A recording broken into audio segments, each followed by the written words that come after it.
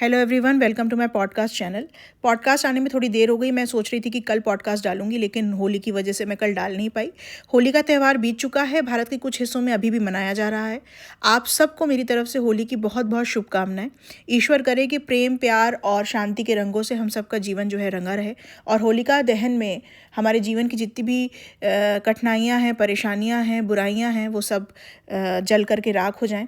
पूरे विश्व में इस समय जहाँ जहाँ भी लड़ाई चल रही है, वॉर चल रही है, जहाँ भी मासूम लोग मारे जा रहे हैं, बेगुनाह लोग मारे जा रहे हैं, उन सबको ईश्वर उनकी आत्मा को शांति दे। और मेरी यही दुआ है, प्रार्थना है कि शांति जो है वो हर तरफ फैले और शांति के रंगों से इन देशों ये देश जो हैं वो रंगें, और ये जो वॉर है, ये जो तबाही मच रही पूरी दुनिया में, ये ख़त्म हो, बंद हो।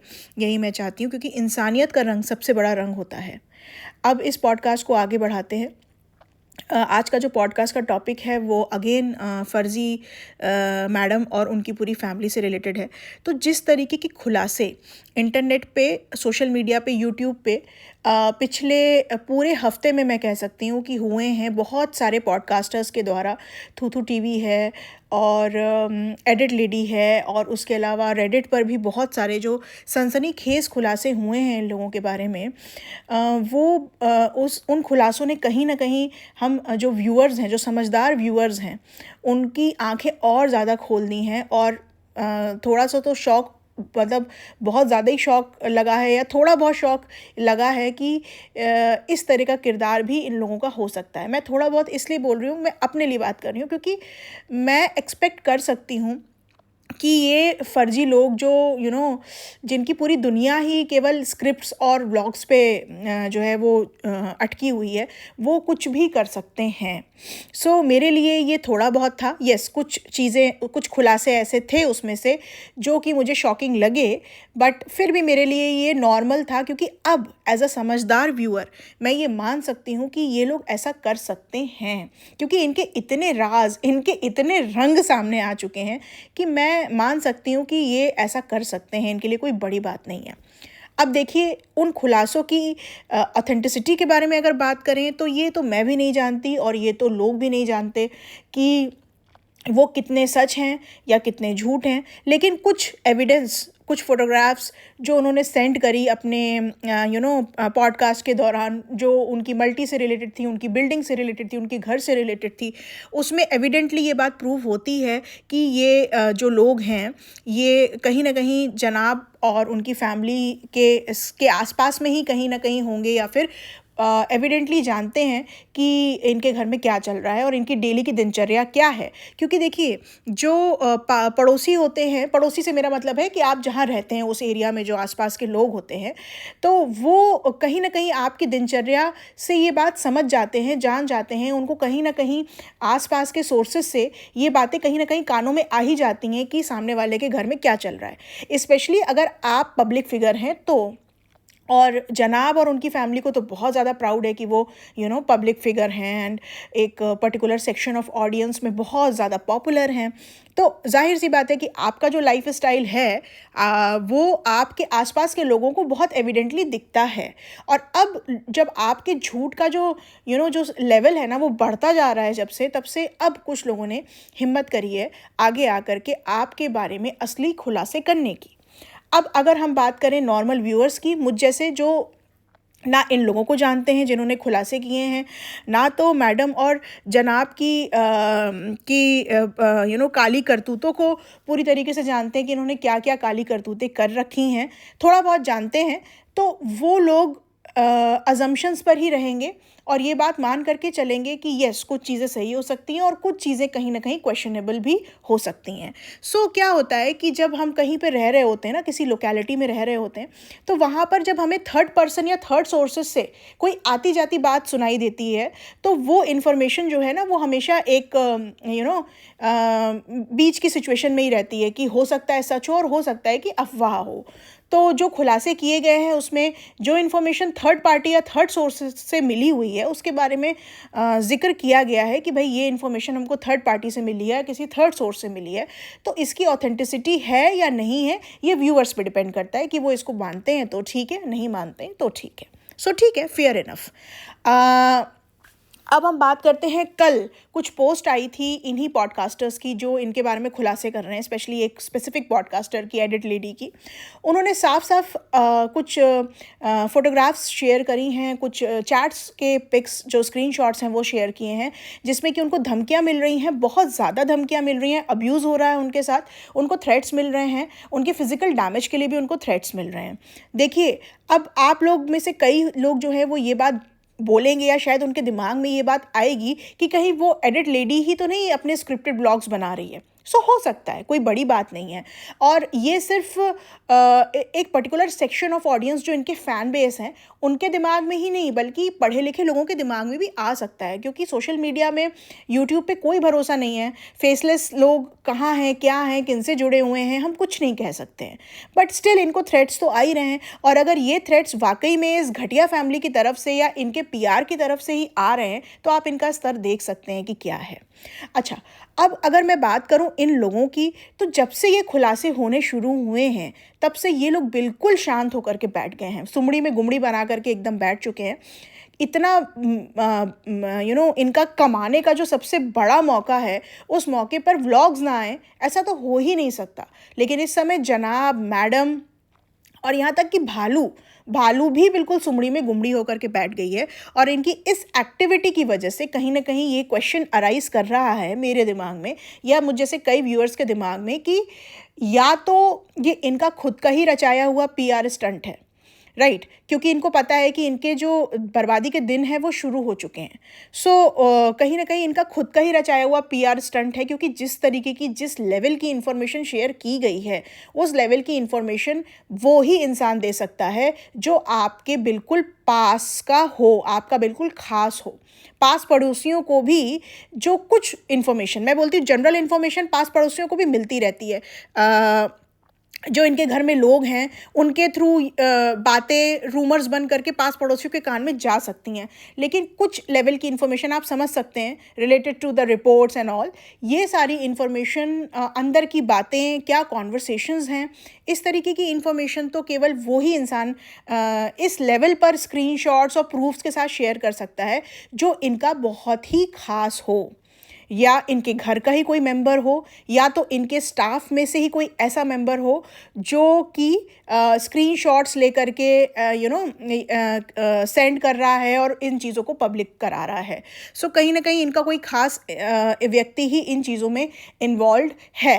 हो सकता है कि वो इनसे अपनी राइवलरी, जो उसको लगता होगा कि ये इतना ज़्यादा हाइप हो रहे हैं, झूठ बेच करके बढ़ते जा रहे हैं, या तो वो इसलिए ये इन्फॉर्मेशन को शेयर कर रहा है, और या तो ये लोग खुद इन्फॉर्मेशन शेयर करवा रहे हैं।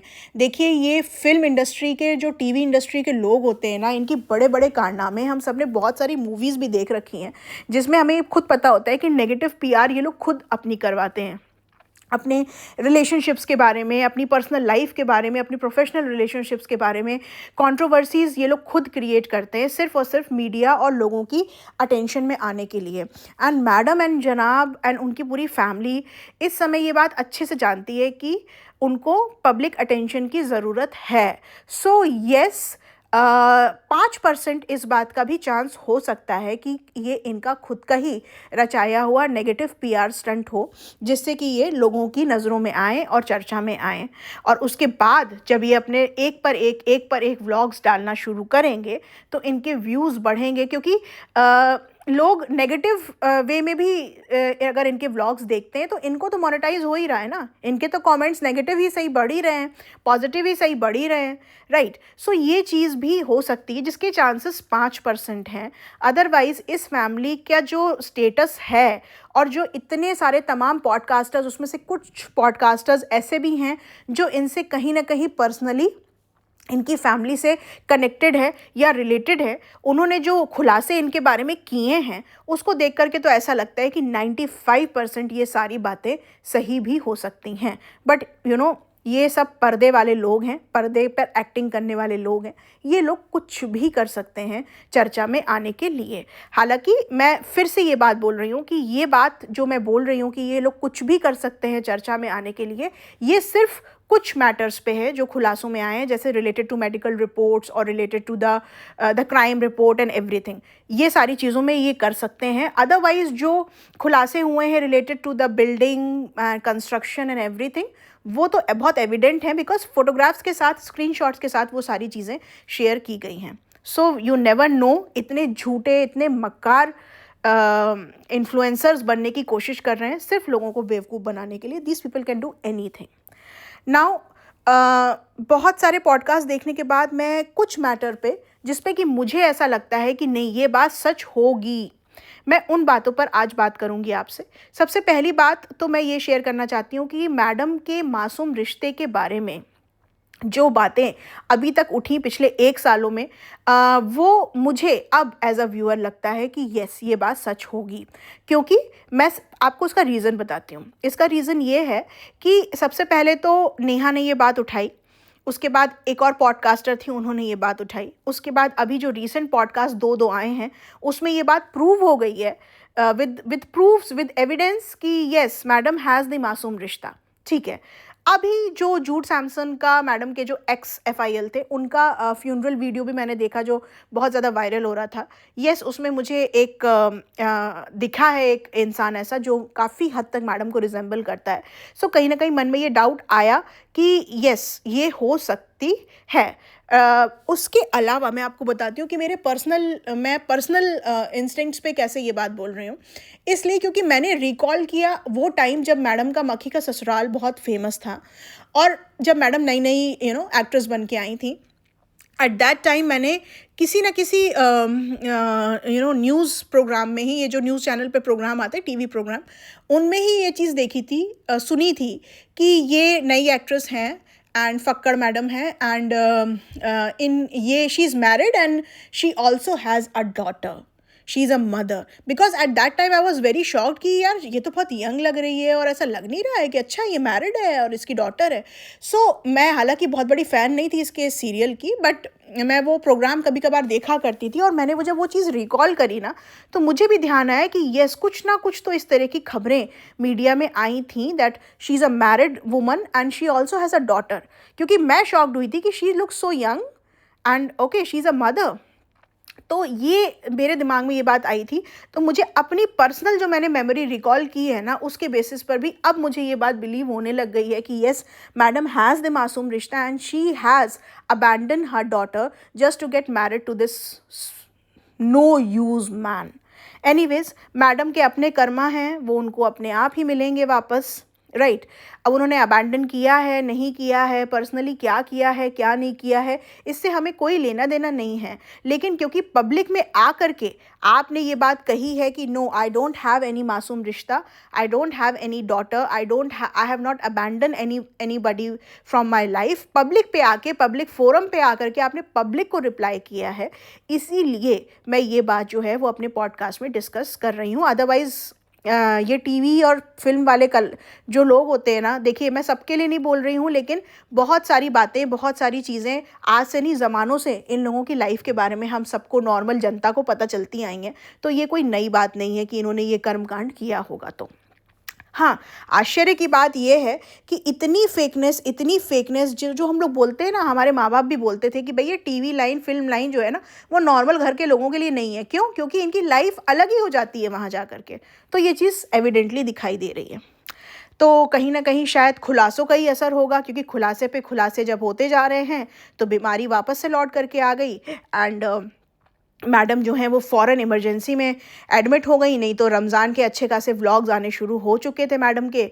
बस मैडम क्या क्या नहीं कर डालती हैं रमज़ान में। आपको पता है कि जैसे जैसे मैडम को क्रिटिसाइज़ किया जाता, उसके अकॉर्डिंगली मैडम अपने व्लॉग्स को स्क्रिप्ट करती जाती, डालती जाती, और लेबल फेकियाए का भी प्रमोशन करती जाती। बट कहीं ना कहीं शायद इन खुलासों की वजह से थोड़ा तो डगमगाई हैं मैडम।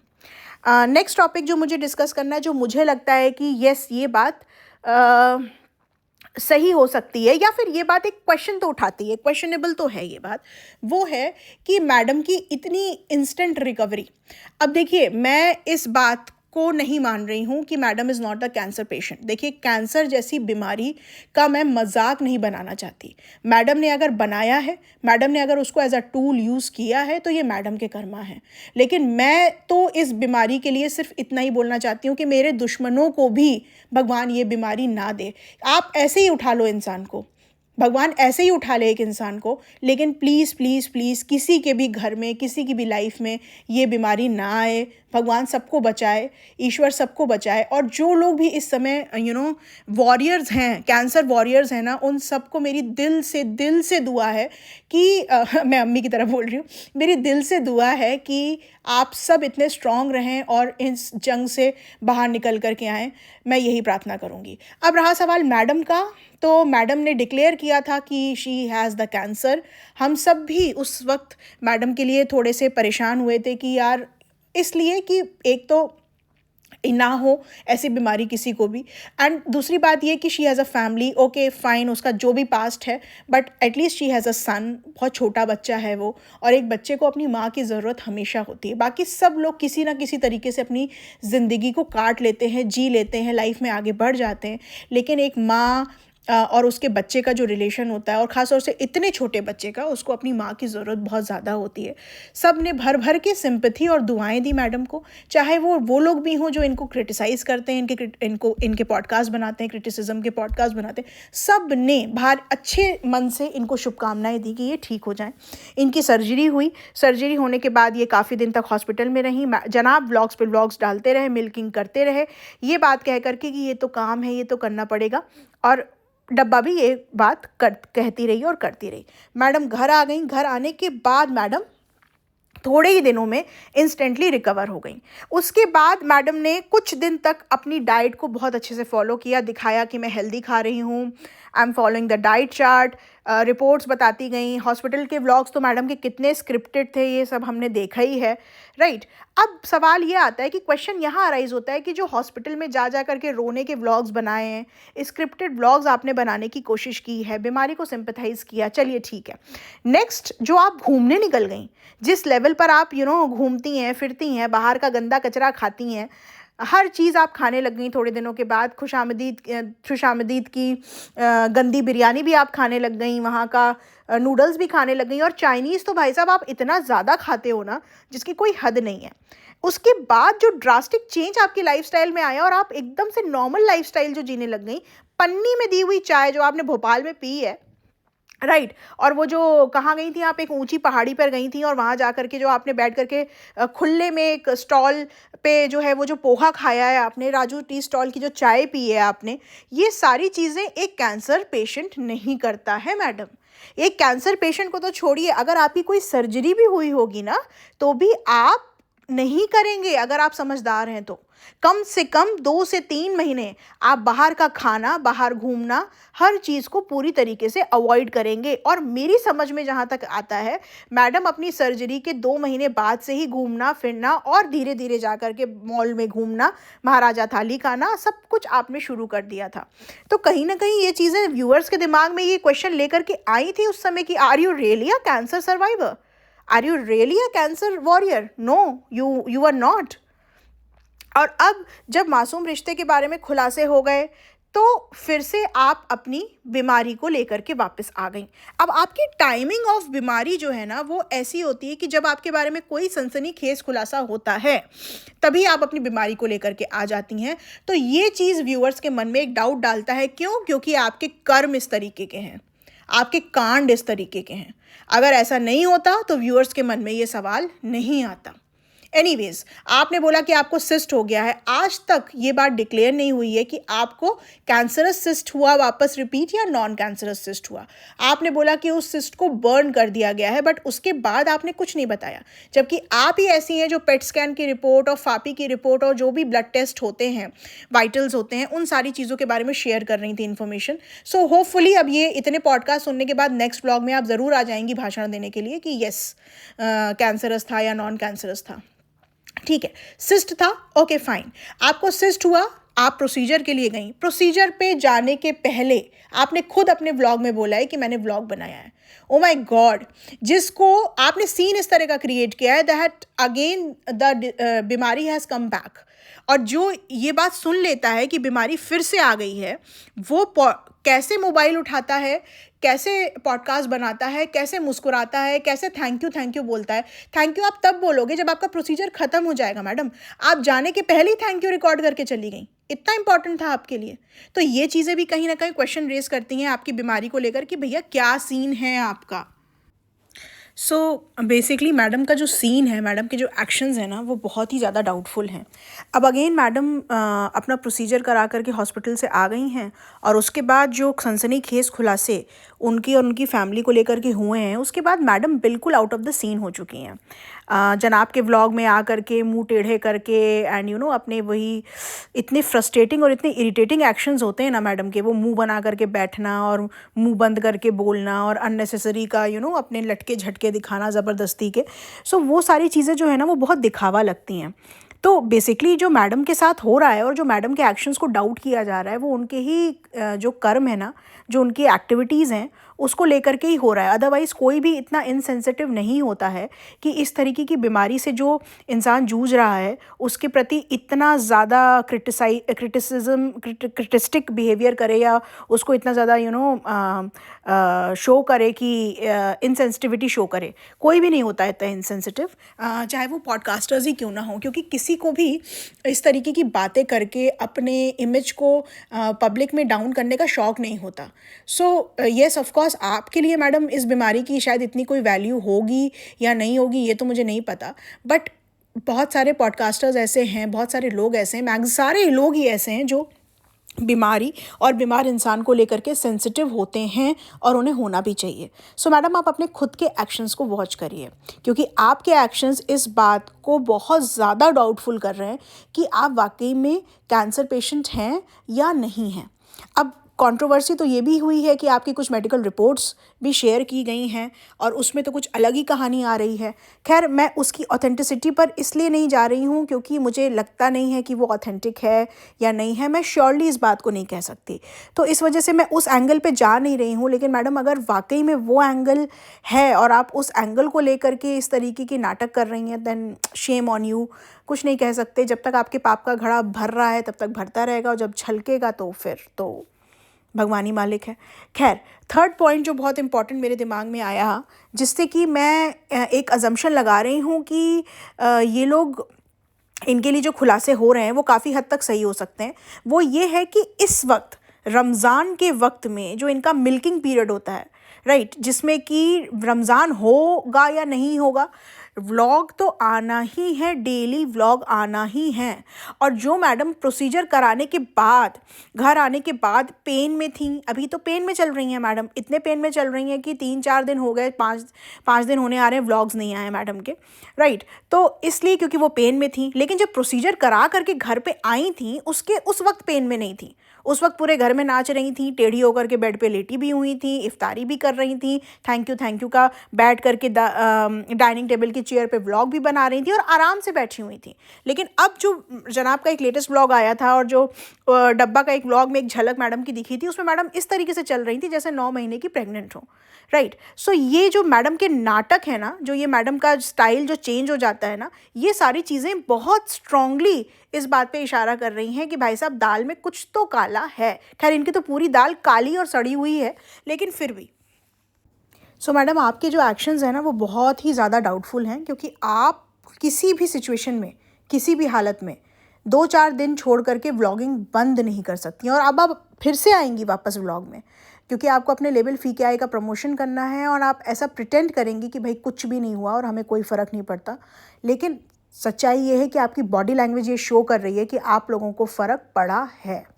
सो इस मिल्किंग टाइम पर जो इनका कमाई का असली टाइम होता है, उस टाइम पे इनके व्लॉग्स ना आना, इतने दिनों का गैप हो जाना, ये बहुत ही ज़्यादा डाउटफुल है गाइस। और बीच में होली का त्यौहार भी निकल गया, हो सकता है कि एक छोटा सा क्लिप ये होली के नाम का अपने व्लॉग में डाल दें, बट सवाल ये है कि इनके रमज़ान चल रहे हैं एंड इनको रिलीजन कार्ड प्ले करना है। ये सिर्फ रिलीजन कार्ड है, मैं आपको बता दूं।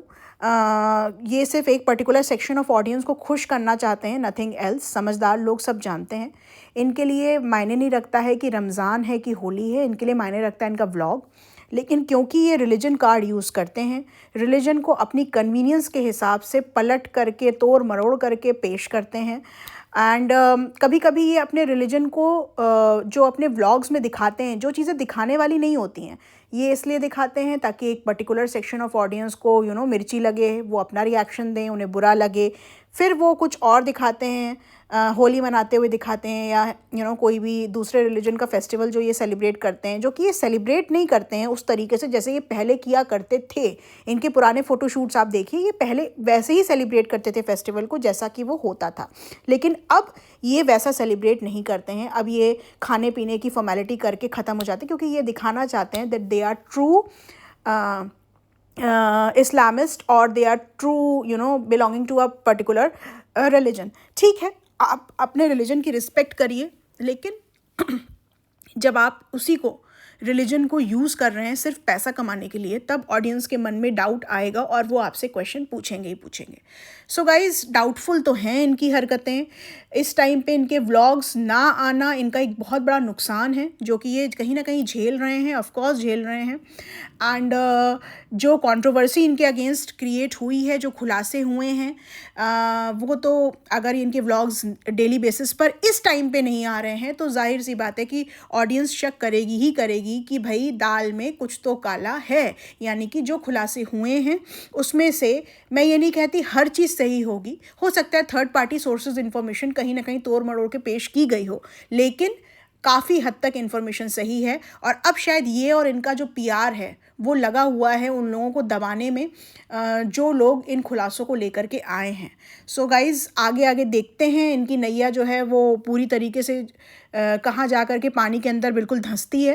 एंड या फिर अगेन ये बेशर्मों की तरह आएंगे ही आएंगे, डेफिनेटली आएंगे और फिर से अपनी बेशर्मी शुरू कर देंगे। सो मेरी ऑडियंस से यही अपील है कि इनके व्लॉग्स को देखिए ही मत, क्योंकि अब इनके व्लॉग्स देखने लायक रह भी नहीं गए हैं। और अगर हम सब देखेंगे, नेगेटिव माइंडसेट के साथ भी देखेंगे और नेगेटिव कमेंट्स भी इनके व्लॉग्स में करेंगे ना, तो अल्टीमेटली कमाई इन्हीं की होनी है। सो इनको जितना हो सके उतना अगर हम बायकॉट करते हैं ना, तो ही इनका असली चेहरा सामने आएगा, क्योंकि पैसों के दम पे, पीआर के दम पर ये उन लोगों को दबाएंगे ही दबाएंगे जो इनके अगेंस्ट बोलते हैं या इनके अगेंस्ट इतने बड़े बड़े खुलासे लेकर के आ जाते हैं। ये किसी के सगे नहीं हैं, किसी धर्म जाति के लोगों के ये सगे नहीं हैं। ये कलाकार हैं, ये आर्टिस्ट हैं, ये एक्टर्स हैं, एक्टर्स ही रहेंगे। और इनका सिर्फ एक ही धर्म है इनका, वो है लोगों को बेवकूफ़ बना करके पैसे कमाना, दैट्स इट। क्योंकि इतना फ्री मनी, इतना इजी मनी इनको आ गया है इनकी किस्मत से कि अब ये इतने ज़्यादा मैनिपुलेटिव हो चुके हैं कि इनके किसी भी एक्शन में ऑथेंटिसिटी नहीं रह गई है। सो बस मैं यही कहना चाहूँगी कि हम सबको जागरूक होना पड़ेगा। मैं यही कहना चाहूँगी कि इन जैसे फेक इन्फ्लुएंसर्स जितने हैं उनको प्लीज़ इतना ज़्यादा भाव मत दीजिए, उनको फॉलो करना बंद कीजिए अगर वो झूठ फैला रहे हैं तो। एंड अपना ध्यान रखिए, जागरूक बनिए, खुद अपनी चीज़ें क्रिएट करिए and try to spread the love, the true knowledge in the world. बस इसी के साथ आप सबको होली की बहुत बहुत शुभकामनाएं फिर से, और मिलते हैं नेक्स्ट व्लॉग में। Thank you, bye bye.